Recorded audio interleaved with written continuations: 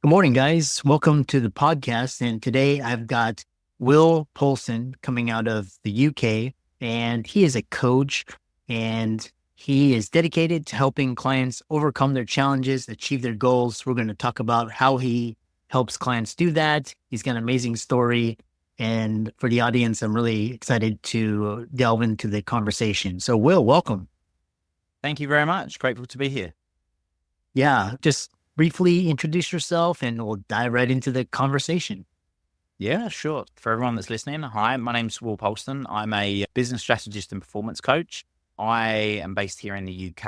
I generally work with very driven entrepreneurs and business owners that are typically turning over sort of 7 or 8 figures.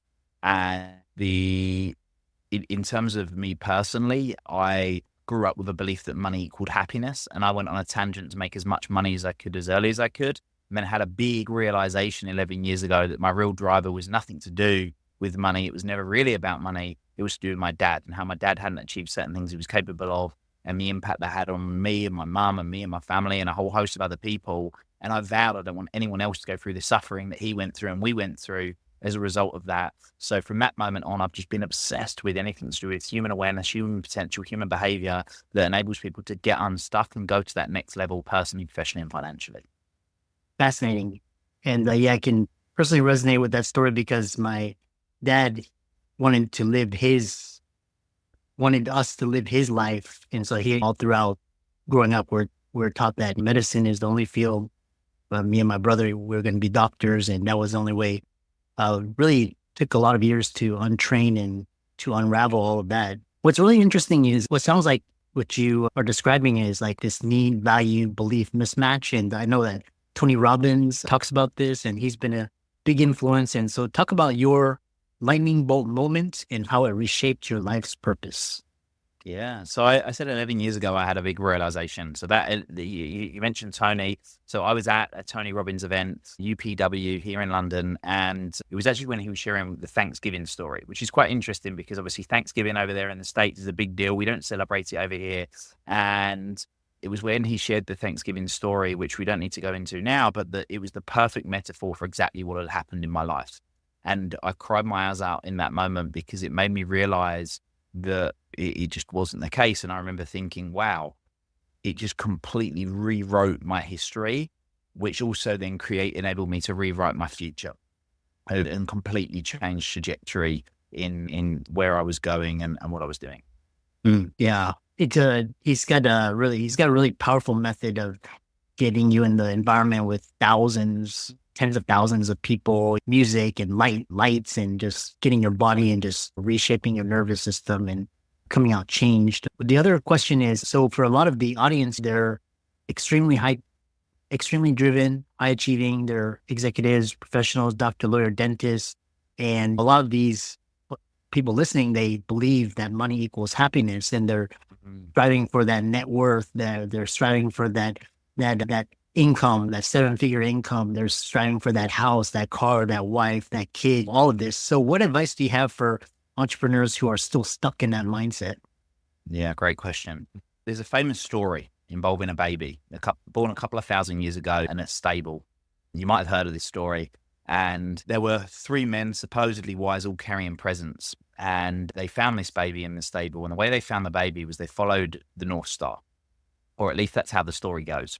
Now, I'm a big believer in having a North Star in your life. And I wrote a book right here for anyone that's watching on YouTube or whatever. It's called North Star Thinking, Master Your Mindset and Live a Life You Love.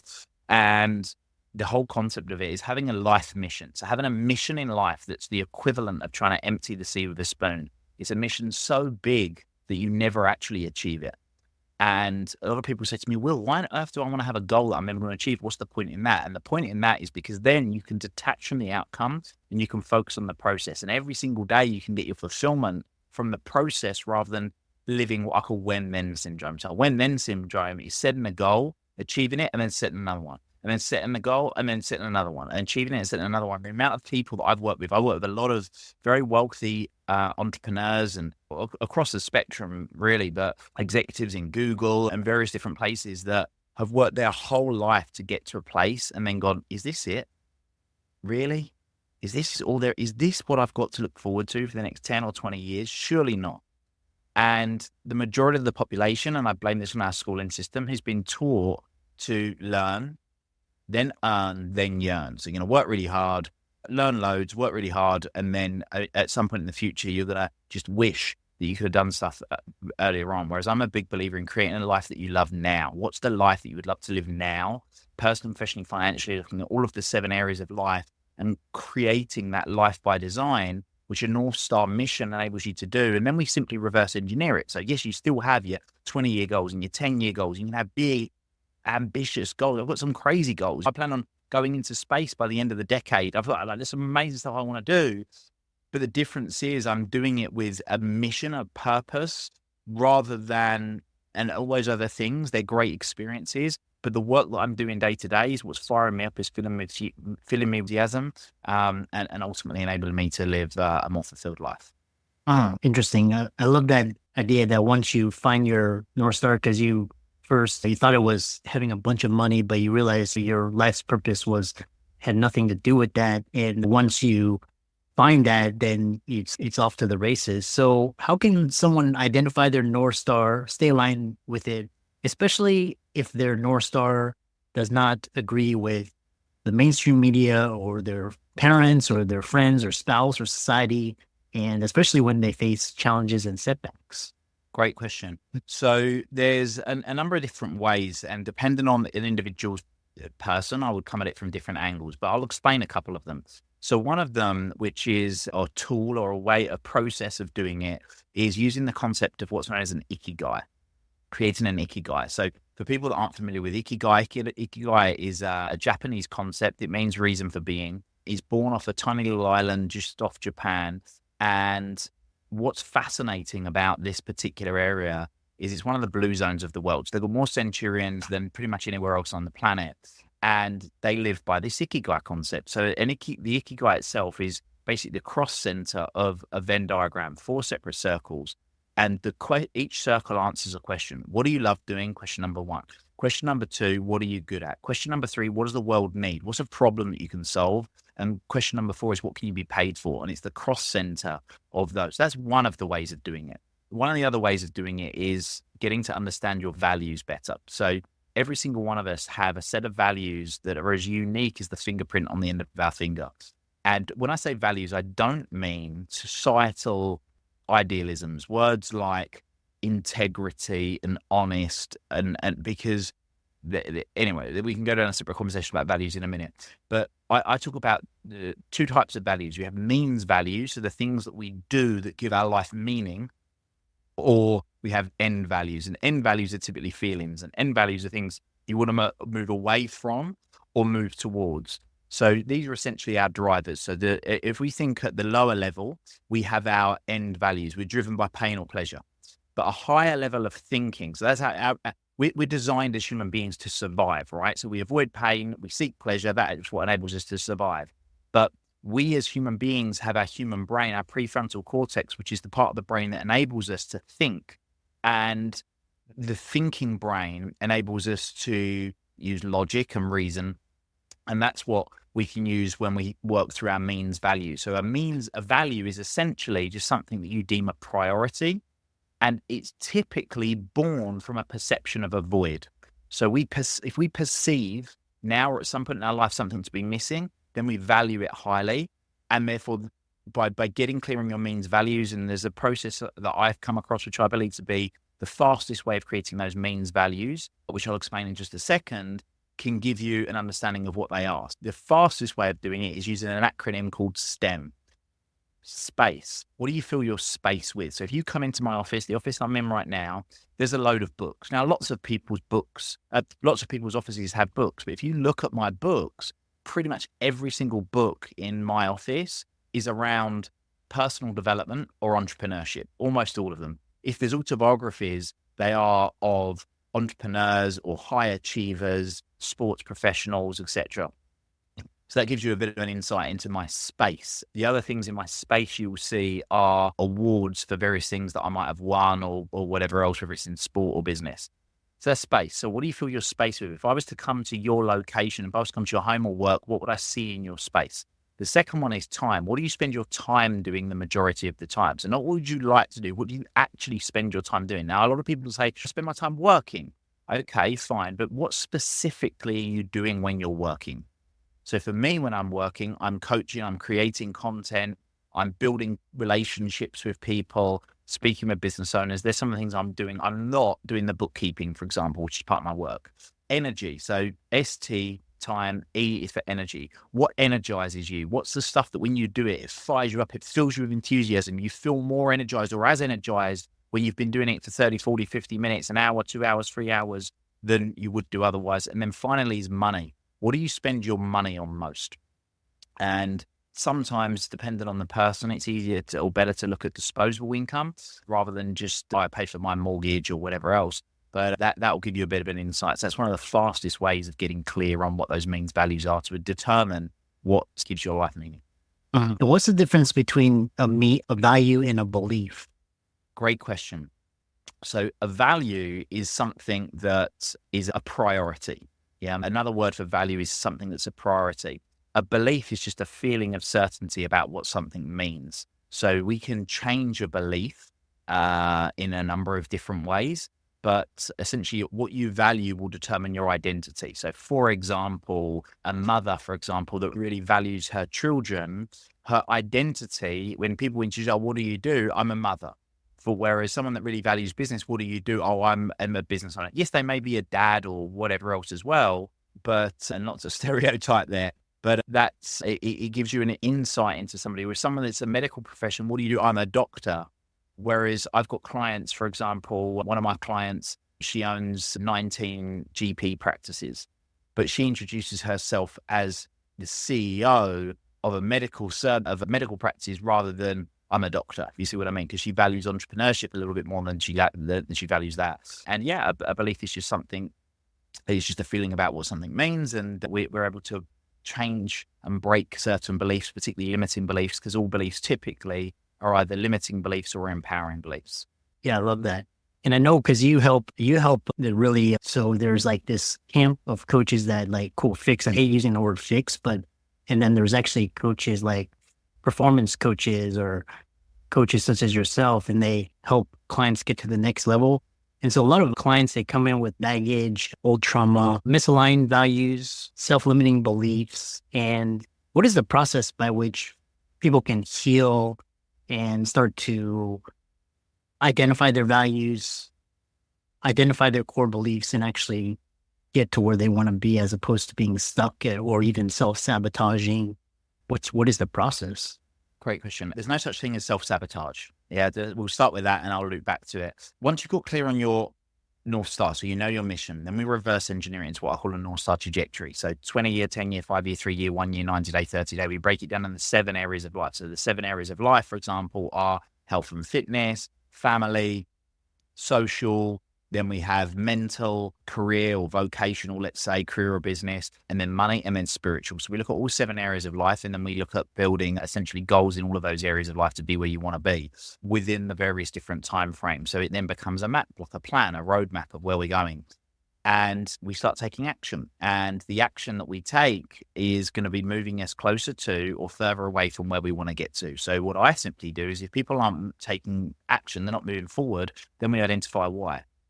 I open with, there's no such thing as self-sabotage. So for example, I have a client that I was working with. Her dream was always to get to hitting 2 million quid plus, right? And every time she got up to about 1.5 and she would self-sabotage, quote unquote. And she just said, no matter what happens, I just can't do it. I don't want to get there. It's too hard, et cetera, et cetera.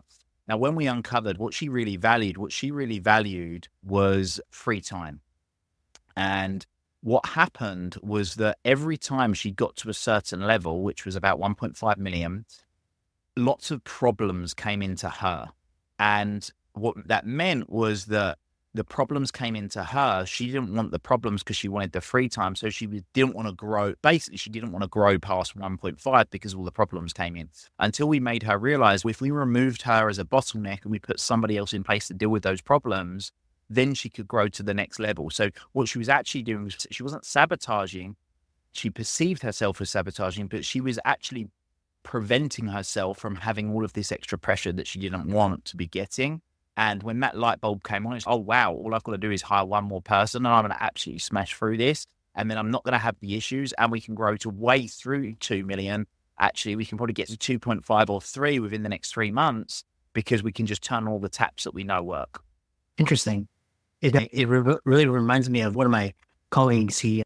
Originally he was in real estate, and he was dealing with just like the really shitty issues, like the tenants, toilets, and trash, and it wasn't going nowhere. And then he was like, at one point he did what you were describing. He just let it go, and he focused on building a software company, which really started to, so it's counterintuitive. You want to grasp and hold on to these little petty things that are holding you back. And if you just let go, it's like you start to, I've always been fascinated. Here, the other question I have for you is, you have this, your roots filled with books, and you're a lifelong learner, and you've studied fields like NLP, Stoicism, quantum physics. What practical tools or techniques from like quantum physics do you use to help your clients? I'm really interested in how that helps your clients.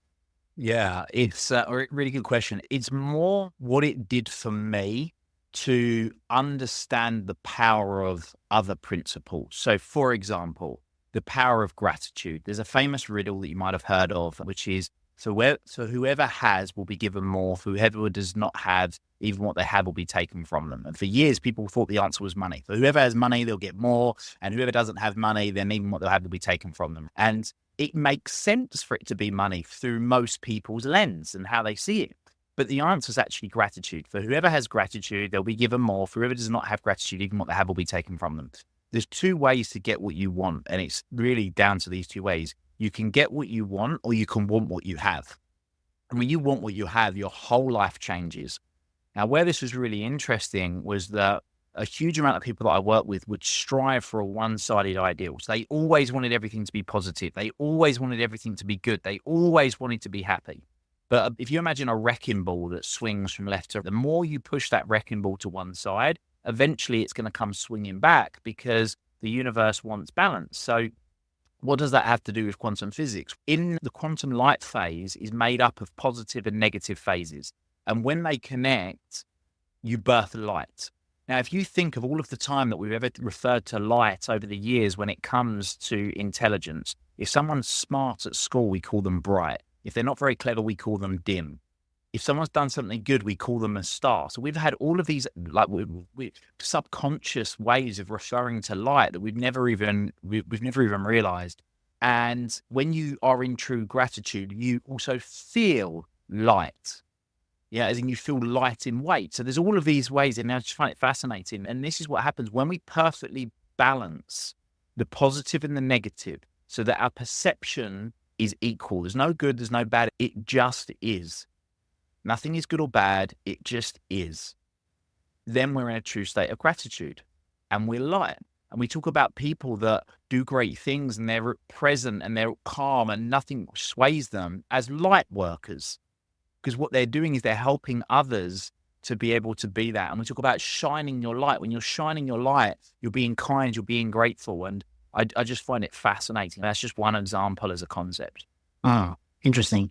And Jason, our follow-up question is, you're a star, I can tell. And what do you do when negative energies or other people try and break into that energy and take you down, sabotage you? How do you deal with those types of energies or situations or people's circumstances?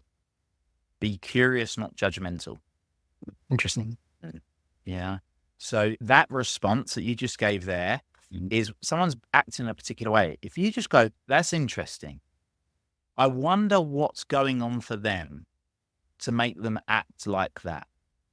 I wonder what's going on for them to say that.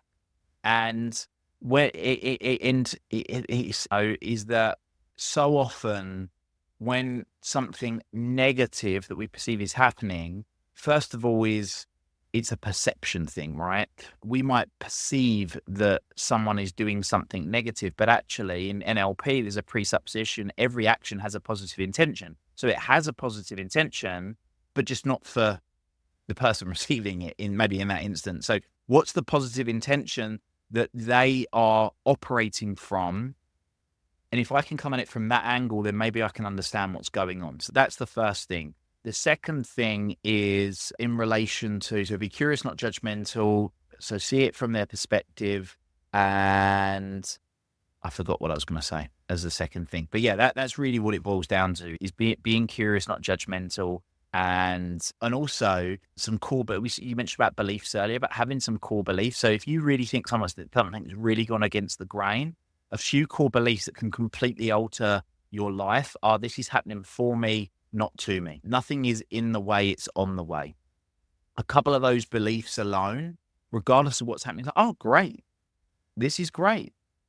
What's next? This is helping. This is empowering me. How is this empowering me in my highest values to be, do, and have more, or be better? And when you see it through that lens, it can completely alter the way that you operate. Oh, fascinating. I really love this conversation. How can people find you and reach out to you? And obviously you're doing great work, and just check out your socials and work with you.